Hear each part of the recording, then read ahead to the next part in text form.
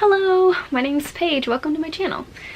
We don't know each other yet, but I just got back from the UK, so I thought you would like to tag along on my trip. This will be the first of a few vlogs because the trip was around 8 days. We spent 5 of them in London, in the heart of the city, and then 2 of them in Oxford and Stratford, up on Avon. So this first vlog will mostly be travel, because we used United Airlines. It was a 7-hour flight. It was pretty intense. I didn't sleep at all. That was fun. And our first tour around London, no, we did not get any time to recover from that flight. We got there around 7 a.m. We couldn't check in, so that meant we had to walk around London after no sleep when it would have been like, you know, like 1 or 2 in the morning here, where I live. So most of the talking in the vlogs will be done by my boyfriend, Troy, because he was the only one brave enough to actually film in front of actual people. So this is him. I hope you enjoy. This was actually a study abroad trip I did with my college for a course called Shakespeare in London, so we left campus to try to get to Dulles Airport early for our flight at 6:25. On the way, I started listening to Mistborn by Brandon Sanderson. We ended up getting there around 5, which was perfect since our group was so big.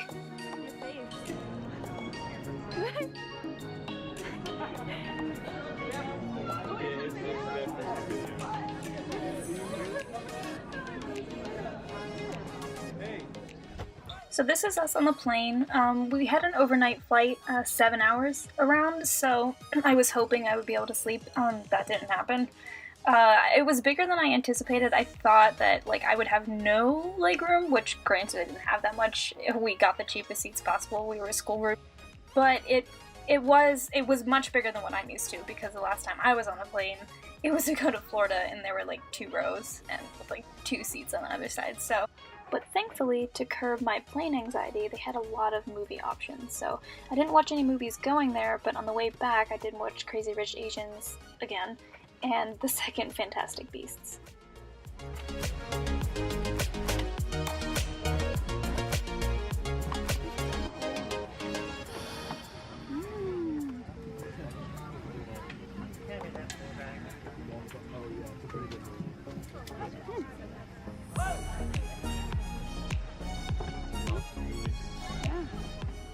They also provided a small pillow and blanket, which was very fortunate considering it was freezing cold the entire way there. I already had a cold, and I don't think that made things better. But the good thing is that they did have a program that tracked or let you see your location and your remaining flight time, so it gave you something to like look forward to. And they provided food throughout, so we got dinner, which was like a teriyaki chicken. It was actually pretty good.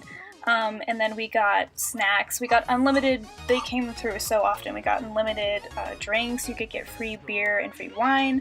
I mostly got Coke the whole time. And they also provided like a small breakfast. It was like a croissant and some yogurt. And I mean, it was only 5 hours later, so I didn't really feel like I was eating breakfast. I felt like I was eating a midnight snack, but it was pretty good.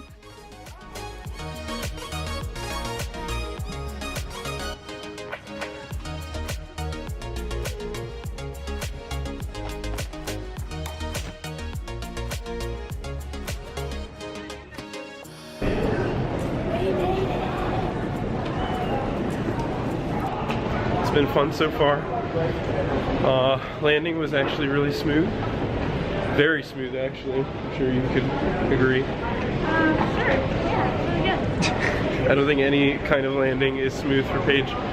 But yeah, so we're finally here. I mean, and then it's weird. I thought I'd be more exhausted, but I'm definitely not.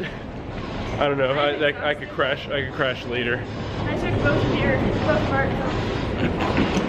Might be a result of me drinking 2 teas and a coffee, and then being like particularly straight up, not as much sugar or milk in them as my fellow drinkers on the plane. is an interesting way of letting us know that they are coming. There's like a cart on the way. But yeah, so there's nothing too interesting going on right at this very moment, but welcome to London.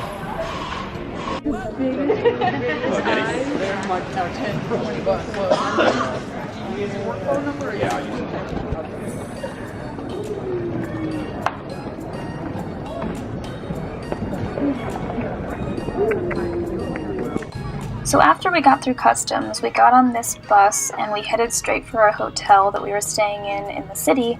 Unfortunately, we couldn't check in right away, but we wanted to store all of our luggage there while we went to the Globe, where we were going to meet our tour guide.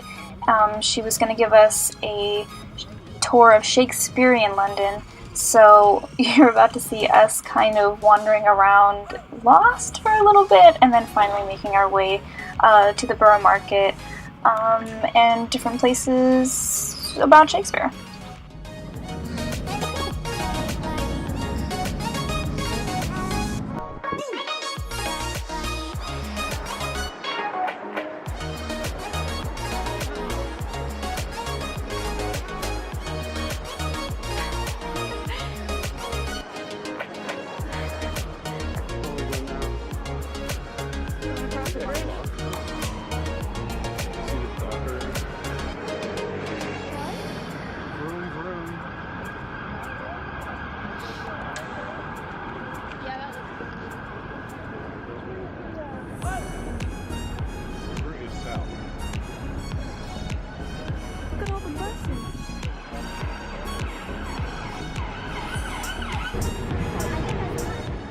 So on our way to the Globe, we actually got a passing glimpse of the Tower Bridge and the Shard from afar.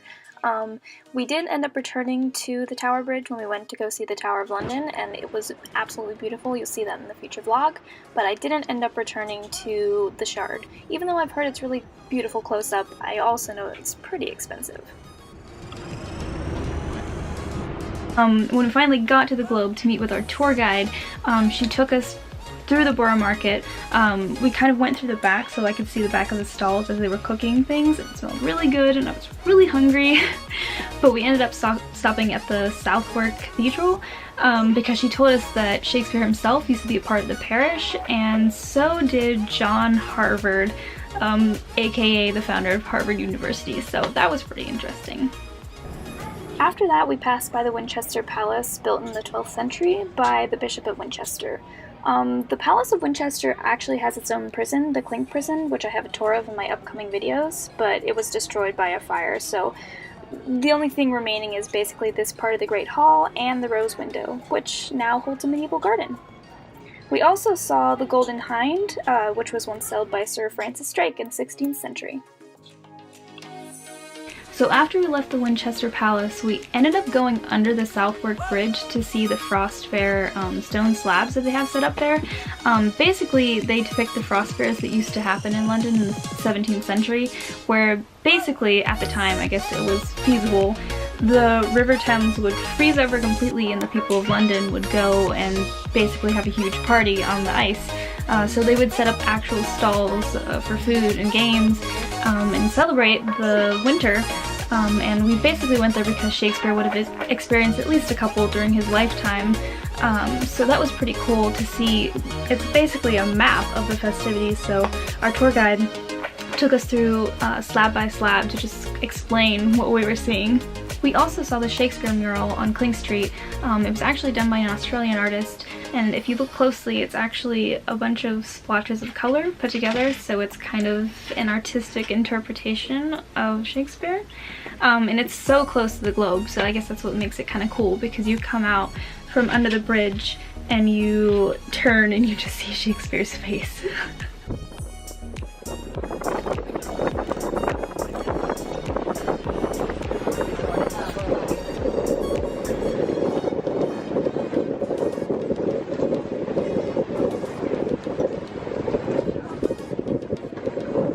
After our tour was done, we started making our way to the Anchor Bankside, which is basically a really nice pub on that side of the River Thames.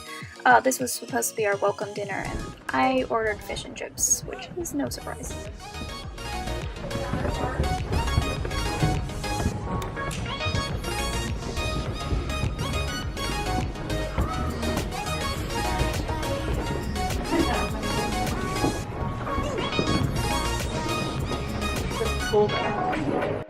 After dinner, we had a little bit of time to recover before we went back to the Globe to see our first play of the trip, which was Henry IV Part 1. This was one of 5 plays we saw throughout the entire trip.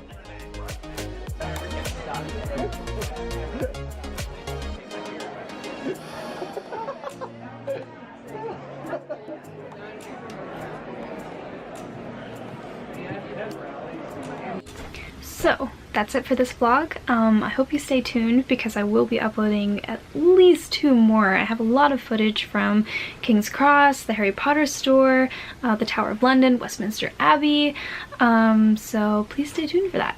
And I'll see you back here next week.